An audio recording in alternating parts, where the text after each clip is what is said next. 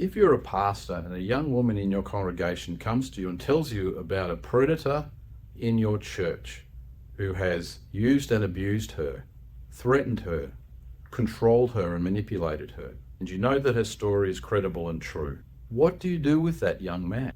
This seems obvious, but you need to call the guy in and have a conversation with him. If you know that he has a history, then you need to protect the other young girls in the congregation, or young women if that's the case. You have to protect the young women in the congregation from men who are predators. The first thing you need to do is understand that this is something that happens.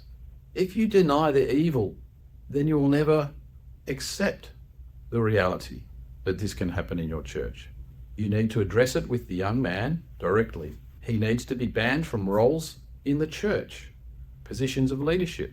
He needs to be banned from making contact with the woman who was his victim. She is most likely traumatized, and it becomes a dangerous place for her to even come to church if the predator is there. You need to protect other women from him. It may be the most logical thing to do, not just to ban him from any contact with the woman who he has abused, but also to monitor his contact with other young women. That's if you don't ask him to leave directly, which perhaps you should, if he shows no repentance and no remorse that are legitimate. He might be sad that he's caught.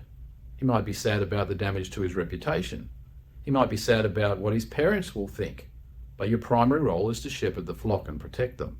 He may decide to leave the church, in which case my recommendation would be to ring any church that you know he's going to warn them. Your people are not the only part of God's flock you should protect. You should protect all of God's flock. And if you know a wolf is going to ravage some flock somewhere else, then ring up the shepherd there and warn them. These sound like harsh principles, but they are necessary for your role. You are there to protect the sheep. You do not want to be the Ezekiel 34 shepherds that God rebuked for eating the sheep rather than protecting the sheep. Being silent when you know this is happening is sacrificing your sheep. I was at a conference of pastors recently where one of them said he often rings other churches to let them know about problem people who might be moving to them, but he has never received any calls like that himself. I have a pastor friend who has the same experience as that. Don't be one of those shepherds. If you are a woman or a young man where you have been victimized in a church and have raised it with the leaders, and they have done nothing to protect you or any of the other flock, seriously consider leaving that church.